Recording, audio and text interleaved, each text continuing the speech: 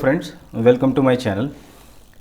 Transfer of property act की series कर रहे थे हम, chapter 30 of banking regulation and business law. Background थोड़ा बता देता हूँ। इससे पहले ट्रांसफ़र ऑफ प्रॉपर्टी एक्ट में दो चीज़ें हम पढ़ चुके हैं, मॉर्टगेज और लीज।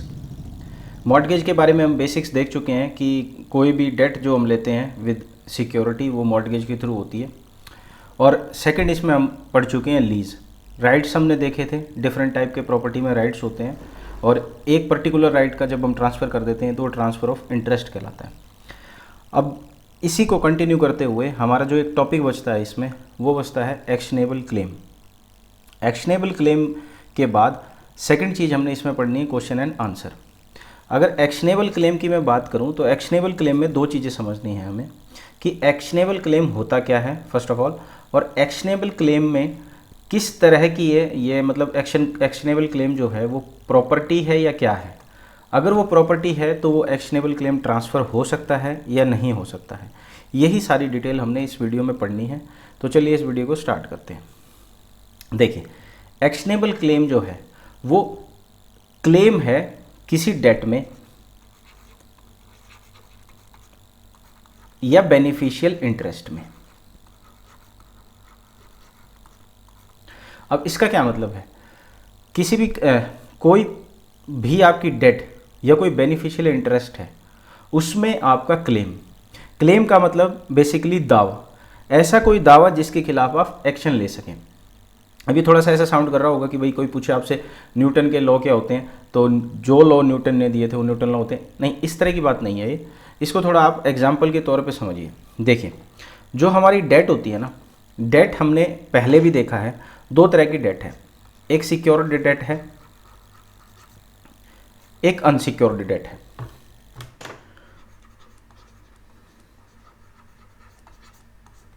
अब सिक्योर्ड डेट में भी दो तरह से सिक्योर की गई थी डेट। एक में इमूवेबल प्रॉपर्टी होती है और एक में मूवेबल प्रॉपर्टी होती है। अब इमूवेबल प्रॉपर्टी में भी दो तरह की चीज़ें हमने देखी थी। एक मॉर्टगेज होता है under section 58 of transfer of property act, और एक इसमें आता है प्लेज और hypothecation. Pledge Indian contract act के थ्रू और हाइपोथिकेशन हमने देखा था सरफेसी एक्ट में डिफाइंड था। तो आपकी जो एक्शनेबल क्लेम है इनमें से कोई भी प्रकार अगर ना हो, मतलब आपकी डेट जो है वो अनसिक्योर्ड होनी चाहिए, यानी किसी भी तरह की सिक्योरिटी वाया मूवेबल इमूवेबल जब आपके पास अवेलेबल ना हो, तो ऐसा कोई क्लेम जब होता है तो उसको हम एक्शनेबल क्लेम बोलते हैं। अब हम इसको एग्जाम्पल के तौर पे समझ सकते हैं। मान लीजिए कोई घर है, 007 नंबर का घर था, आपने जेम्स बॉन्ड को मान लीजिए किराए पे दे दिया। अब 5 महीने बीत गए हैं, आपने कहा कि भाई जेम्स बॉन्ड किराया दे दे, 5 महीने का किराया हो गया, 60,000 रुपये मुझे दे दे। तो जेम्स बॉन्ड ने कहा नहीं दूंगा। तो जब ये आपका रेंट एक्यूर हो गया तो ये आपका राइट बन गया। अब इस रेंट के केस में आपके पास कोई पर्टिकुलर सिक्योरिटी तो है नहीं, ना आपके पास मॉर्टगेज है, ना आपके पास प्लेज है। तो अब आपके पास जो राइट बनता है उसके अगेंस्ट जाने का, वो राइट बनता है एक्शनेबल क्लेम के तहत। सेकंड इसमें कह सकते हैं, मान लीजिए आपने ए और बी ने मिलके कोई प्रॉपर्टी खरीदी, प्रॉपर्टी की डील करी कि भाई तेरी प्रॉपर्टी है मैं खरीद लूँगा, लेकिन आपको पता लगता है बी तो बहुत दबंग है, प्रॉपर्टी आपको देता नहीं है। आपने क्या किया था, उससे पहले कॉन्ट्रैक्ट करके, जो बोलते हैं ना कि भाई हमने शुरू में इनिशियल कॉन्ट्रैक्ट करने के 50,000 रुपये उसको दे दिए और मान लीजिए 10 लाख मैं आपको बाद में दूंगा। तो आपने कहा कि ये प्रॉपर्टी अब मेरे नाम कराओ। उसने कहा कौन सी प्रॉपर्टी, कौन है तू, भाग यहाँ से।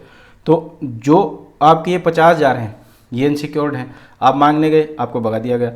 तो आपका जो इसके अगेंस्ट राइट बनता है वो under section 3 of transfer of property बनता है, प्रॉपर्टी एक्ट बनता है। ठीक है। सेकंड जो इसमें सबसे इंपॉर्टेंट चीज़ है बेनिफिशियल इंटरेस्ट। देखिए, बेनिफिशियल इंटरेस्ट होता क्या है। बेनिफिशियल एक तरह का राइट होता है किसी भी प्रॉपर्टी में बेनिफिट रिसीव करने का, या किसी सिक्योरिटीज़ में किसी थर्ड मतलब सेकंड पार्टी आपके पास पोजीशन में नहीं है वो चीज़ें, और आपका उसमें एक बेनिफिट बनता है, कोई राइट टू रिसीव बेनिफिट बनता है, वो आपका बेनिफिशियल इंटरेस्ट कहलाता है। जैसे एग्जांपल ले लीजिए, ए और बी थे, ए और बी ने इसको कहा कि भाई ठीक है मेरे को ना 50 बुक्स चाहिए, आप प्रिंटिंग करते हो या मुझे 50 बुक्स दे दो, ठीक है। तो बी का इसमें बेनिफिशियल इंटरेस्ट है इस कॉन्ट्रैक्ट में, ऑब्वियसली इस सेल से वो प्रॉफिट अर्न करेगा। तो इस तरह की जो ट्रांजैक्शन होती है यानी प्रॉफिट, बेनिफिट और किसी तरह का एडवांटेज जो होता है ना कॉन्ट्रैक्ट से, उसको बेनिफिशियल इंटरेस्ट बोलते हैं। तो एक्शनेबल क्लेम क्या हो गया, ऐसी अनसिक्योर्ड डेट या बेनिफिशियल इंटरेस्ट किसी भी मूवेबल प्रॉपर्टी में आपकी जो पोजीशन में ना हो, उसके खिलाफ जो आप एक्शन ले सकते हो, वो हो गया बेनिफिशियल इंटरेस्ट। थर्ड इसमें मोस्ट इंपॉर्टेंट चीज़ जो आ जाती है वो ये आती है कि ये सारे जो बेनिफिशियल इंटरेस्ट हैं इसको कोर्ट रिकॉग्नाइज करे, मतलब which claim the civil court recognises. For example A और बी ने कॉन्ट्रैक्ट किया कि भाई ऐसा है, तेरे पास है गांजा, तू मेरे को दे दे 50 ग्राम गांजा और इसके मेरे से पैसे ले ले, ठीक है। आप कोर्ट में गए, आप कोर्ट में जाने के बाद बोला कि भाई मैंने ना इससे कॉन्ट्रैक्ट किया था कि ये मेरे को गांजा दे दे, इसको मैंने पैसे भी पे किए थे, इसने मुझे गांजा नहीं दे दिया और इससे मेरे को पैसे वापस दिलाओ। तो इस केस में आपका रिपेयर एंड रेनोवेशन कर देगा कोर्ट ऑब्वियसली, मतलब कि ये ऐसा कोई कॉन्ट्रैक्ट है जो इटसेल्फ इलीगल है। तो इस केस में आपका एक्शनेबल क्लेम नहीं बनता, यानी डेट और बेनिफिशियल इंटरेस्ट के केस में वो क्लेम सिविल कोर्ट आपका रिकॉग्नाइज करेगा।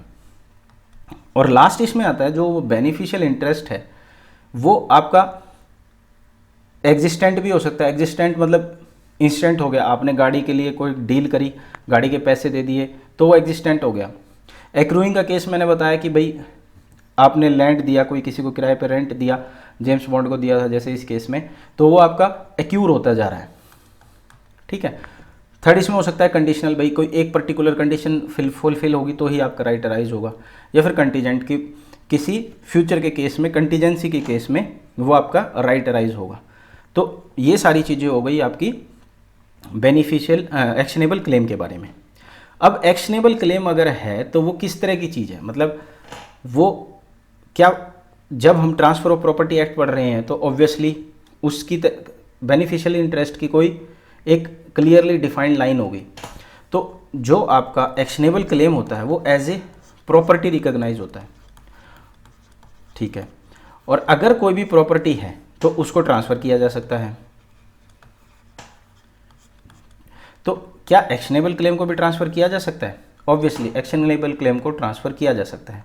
जैसे इस केस में मैंने बताया था ए और बी में जेम्स बॉन्ड का आपने किराए पे दिया था, तो आप इस इंटरेस्ट को ट्रांसफ़र कर सकते हैं विद कंसिडरेशन और विदाउट कंसिडरेशन। विद कंसिडरेशन जैसे आपने बोला सी को कि भाई वो पैसे नहीं दे रहा, मैं ये तेरे नाम पे ट्रांसफ़र कर देता हूँ सारा और तू उससे पैसे ले लेना। तो ये चीज़ पॉसिबल है, यस ये चीज़ ऑब्वियसली पॉसिबल है, एक्शनेबल क्लेम ट्रांसफ़र हो सकते हैं। विदाउट कंसिडरेशन के केस में कैसे कि आप उसको गिफ्ट चाहें तो गिफ्ट भी कर सकते हैं, गिफ्ट का भी आपके पास प्रोविज़न होता है। तो विदाउट कंसिडरेशन यानी एज ए गिफ्ट भी उसको ट्रांसफ़र किया जा सकता है। लेकिन ट्रांसफ़र करते समय एक ध्यान आपको रखना होता है कि भाई ए और बी के बीच में ट्रांजैक्शन थी, सी के नाम ट्रांसफ़र कर दिया मान लीजिए इस एक्शनेबल क्लेम को ए ने, तो क्या इस चीज़ का नोटिस बी को देना ज़रूरी है? एक्ट बोलता है कि ऐसा कोई कंपल्शन नहीं है, लेकिन ये भी एक क्लैरिटी देता है कि ये नोटिस दे देना चाहिए। क्यों दे देना चाहिए? क्योंकि एक्ट में एक प्रोविज़न ये भी है कि अगर मान लीजिए ए ने सी के नाम अपना एक्शनेबल क्लेम ट्रांसफ़र कर दिया है और सी क्या करता है, बी से जा कर के वो पैसा मांग लेता है और बी उसको वो पैसा दे देता है, तो बी उस केस में सेफ है, ठीक है। तो ये अपनी सेफ्टी के लिए हमें नोटिस दे देना चाहिए, ठीक है। और लास्ट इसमें आता है ये ट्रांसफ़र जो होगा ये कैसे होगा। ये ऑब्वियसली एक प्रॉपर्टी है तो ये एक रिटन इंस्ट्रूमेंट के तहत ही उसको ट्रांसफ़र किया जा सकता है। और अगर ट्रांसफ़र कर दिया गया है तो जो राइट्स अवेलेबल ए के पास थे, जो ए के पास राइट थे वो सारे राइट शिफ्ट हो जाएंगे सी के पास। तो अब आपको एक्शनेबल क्लेम का इसमें एक बेसिक आइडिया सारा लग गया होगा। अब बुक में जो क्वेश्चंस दिए गए हैं वो सारे हम करते हैं, जितना भी हमने पढ़ा है उसके बेसिस पे हमारे सारे क्वेश्चन ही इजीली सॉल्व हो जाएंगे। तो देखिए क्वेश्चन आंसर क्या दिए हुए हैं, ये ट्रू और फॉल्स में आपने आंसर देना है। Transfer of property act basically contains provision relating to transfer of movable property and goods. देखिए ये स्टेटमेंट जो है आपकी फॉल्स है, क्योंकि हमने देखा दो ही चीज़ हमने पढ़ी हैं, मॉर्टगेज पढ़ा और एक्शनेबल क्लेम पढ़ा। मॉर्टगेज इमूवेबल प्रॉपर्टी के केस में पढ़ा और एक्शनेबल क्लेम मूवेबल प्रॉपर्टी के केस में पढ़ा। तो obviously transfer of property act में दोनों ही प्रोविजन से ये डील करता है, तो ये स्टेटमेंट आपकी फॉल्स है। सेकंड स्टेटमेंट जो है इसमें, mortgage is a transfer of an interest in specific immovable property to secure payment of money given by way of loan. ये तो डेफिनेशन ही है, अगर आप पुरानी वीडियोस देखेंगे, अगर आपने नहीं देखी है तो आई बटन पे क्लिक करके देख सकते हैं। सिंपल मॉर्टगेज की डेफिनेशन ही दी इसने, स्ट्रेट फॉरवर्ड दी हुई है, तो इसका आंसर जो है वो ट्रू है। बेसिकली मॉर्टगेज होता ही यही है, ठीक है। सी पार्ट इसमें जो क्या है, in simple mortgage the mortgage does not deliver the possession of the mortgage property to the mortgagee. ये भी सिंपल मॉर्टगेज की डेफिनेशन है, इसमें पोजेशन डिलीवर नहीं होती है, तो इसका आंसर भी ट्रू है, ठीक है। डी पार्ट क्या है, in a mortgage by conditional sale the condition of sale is that on default of payment of mortgage money on certain date the sale shall become absolute. ये भी mortgage bye condition cell की सीधी सीधी definition है, इसका answer भी true आएगा, ठीक है। E part में, in a usufructuary mortgage the mortgagor delivers possession of mortgage property to the mortgagee. E part में इसका आंसर भी ट्रू आएगा, ये भी इसकी डेफिनेशन है, मैंने आपको एग्जांपल भी दिया था। मान लीजिए इसमें यूजुफ्रक्टोरी मॉर्टगेज में पोजेशन भी डिलीवर हो जाती है और राइट भी डिलीवर हो जाते हैं उस प्रॉपर्टी पे एक्यूर करते हैं। मान लीजिए रेंट कोई आ रहा था, वो भी आप ले सकते हैं, ठीक है। एफ पार्ट पे आते हैं, In an English mortgage, the property is transferred absolutely by the mortgager to the mortgagee with a condition of free transfer। ये भी obviously English mortgage की स्ट्रेट फॉरवर्ड डेफिनेशन है, इसका आंसर भी ट्रू आएगा। जी पार्ट पे चलते हैं, in mortgage by deposit of title deed the property given as mortgage has to be situated in notified towns. इसका आंसर फॉल्स है, क्योंकि अगर आप एक्ट को पढ़ेंगे तो सिर्फ नोटिफाइड टाउन्स में नहीं है, 3 टाउन्स उसने दिए, 3 एरियाज दिए हुए हैं और फिर उसने दिया हुआ है कि स्टेट गवर्नमेंट चाहे तो अलग से नोटिफाई कर सकती है। नेक्स्ट इसमें आता है, a lease from year to year for any term exceeding 1 year can be made by transfer of possession. देखिए इसका आंसर जो है, अगर आप मॉड्यूल पढ़ेंगे तो आपको नहीं मिलेगा, लेकिन हमारी वीडियोज़ में ये कवर किया गया था। इसका आंसर फॉल्स है।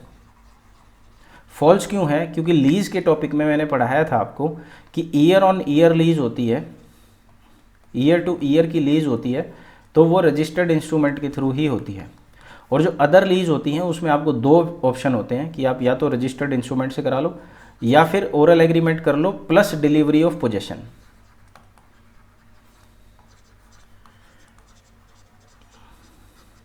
सेक्शन 100 अंडर सेक्शन 107 ये चीज़ दी हुई है, इसलिए इसका आंसर फॉल्स है। और नेक्स्ट जो क्वेश्चन है इसमें वो है आई कि भाई the debtor has to be given notice of transfer of actionable claim.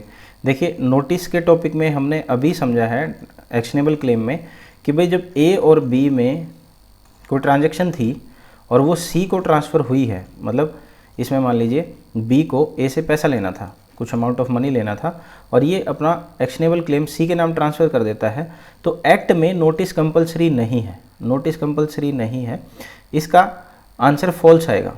But मैंने आपको इसमें फर्दर ये भी बताया था, ऐसे केसेस में अगर ए और बी कुछ डील करते हैं, मतलब ए से पैसा मांगने पर बी को पैसा दे दिया जाता है, तो ऐसे केसेस में ए को प्रोटेक्शन है। तो प्रैक्टिकली बोलें तो इसको नोटिस दे देना चाहिए, इसको notice has to be given होना चाहिए, लेकिन एक्ट पॉइंट ऑफ व्यू से देखेंगे तो इसका आंसर आपका फॉल्स आएगा। सेकंड पार्ट हमारी वीडियो में है फिलिंग द ब्लैंक्स। इसमें देखिए क्या क्या दिया हुआ है। A lease for agriculture or manufacture purpose can be terminated by lessor or lessee by giving a notice of how many months. देखिए लीज में मैंने आपको दो तरह से बताया था कि एक एग्रीकल्चरल लीज होती है, एग्रीकल्चर एंड मैन्युफैक्चरिंग की, और एक अदर होती है। एग्रीकल्चर और मैन्युफैक्चरिंग की जो लीज होती है वो ईयर टू ईयर होती है, और ईयर टू ईयर लीज को टर्मिनेट करने के लिए जो नोटिस देना होता है वो आपको 6 मंथ का देना होता है। तो इस केस में आपका आंसर आएगा 6 मंथ्स। सेकंड इसमें है memorandum recording mortgage by deposit of title deed does not require registration और स्टैंपिंग। मॉर्गेज वाली वीडियो में देखेंगे आप, जो डिपॉजिट ऑफ टाइटल डीड है उस केस में रजिस्ट्रेशन कंपलसरी नहीं होता है, स्टैंपिंग करवानी पड़ती है। स्टैंपिंग का मतलब जैसे हर एक स्टेट में अलग अलग स्टैंप ड्यूटी होती है। फॉर एग्जांपल हरियाणा के केस में एक 100 रुपये का स्टैंप लगता है, वो स्टैंप के साथ एग्रीमेंट आपका लगता है और आपका डिपॉजिट बाय टाइटल डीड हो जाता है। सी पार्ट है essential of valid equitable mortgage are debt deposit of title deed. मतलब ये बोल रहा है कि इक्विटेबल मॉर्गेज के लिए जो आप टाइटल डीड डिपॉजिट करते हैं उसमें आपकी इंटेंशन क्या होनी चाहिए, intention of security, intention of safe deposit. इसमें ऑब्वियसली आंसर आएगा आपका इंटेंशन एज सिक्योरिटी, क्योंकि जो भी आप ये मॉर्गेज कर रहे हैं ये फॉर सिक्योरिंग डेट कर रहे हैं। इंटेंशन ऑफ सेफ डिपॉजिट का क्या मतलब होगा कि भैया आप बैंक में गए, बैंक के लॉकर में अपने सेफ डिपॉजिट के पेपर रख के आ गए, तो ऑब्वियसली बैंक का उस पर कोई राइट नहीं होता, तो उस केस में आपका कोई मॉर्गेज क्रिएट नहीं हुआ।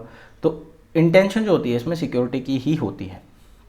नेक्स्ट इसमें आता है in case of accession to mortgage property where the mortgagee is in position of the mortgage property the mortgage is entitled और नेट। मतलब इसका कहने का मतलब ये है कि मान लीजिए ये मॉर्गेज प्रॉपर्टी थी, इसमें कुछ मान लीजिए पहले ये एक से वेकेंट लैंड था और इसमें क्या किया, एक घर मतलब एक रूम बना दिया गया। तो जो रूम बना दिया गया इस पर मॉर्गेजी की एंटाइटलमेंट है या नहीं, ऑब्वियसली एंटाइटलमेंट है। आपकी बुक में नहीं दिया हुआ है लेकिन एक्ट में क्लियरली मेंशन्ड है। A mortgagor while lawfully in position of mortgage property shall have dash to make lease thereof power thereof. Mortgage property मान लीजिए आपने बैंक को ये प्रॉपर्टी दे रखी है मॉर्गेज, तो क्या आप इस प्रॉपर्टी पे लीज किसी को दे सकते हो या नहीं दे सकते हैं। लीज देना अलाउड होता है, एक्ट में भी मेंशन्ड है, पावर होती है। थर्ड इसमें है मल्टीपल चॉइस क्वेश्चंस।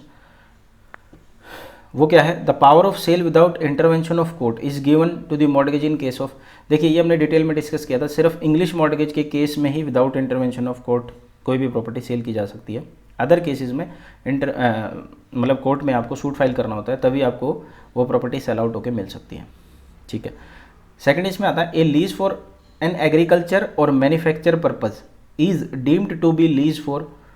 देखिए ऊपर ही ये क्वेश्चन दिया हुआ है, a lease for agriculture and manufacture can be terminated. मैंने बताया भी है आपको, ये ईयर टू ईयर लीज होती है और इसके टर्मिनेशन के लिए आपको 6 मंथ का नोटिस लगता है, तो इसका आंसर आएगा ईयर टू ईयर। तो इस तरह से हमारा ट्रांसफ़र ऑफ प्रॉपर्टी एक्ट आपके बुक पॉइंट ऑफ व्यू से, मॉड्यूल पॉइंट ऑफ व्यू से पूरा कंप्लीट हो गया है। हमने हर एस्पेक्ट को टच कर लिया है, हर क्वेश्चन को समझ लिया है।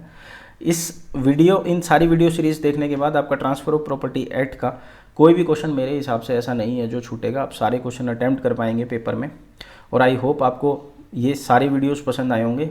आई रिक्वेस्ट कि हमारी वीडियोस को लाइक, शेयर एंड सब्सक्राइब ज़रूर करें।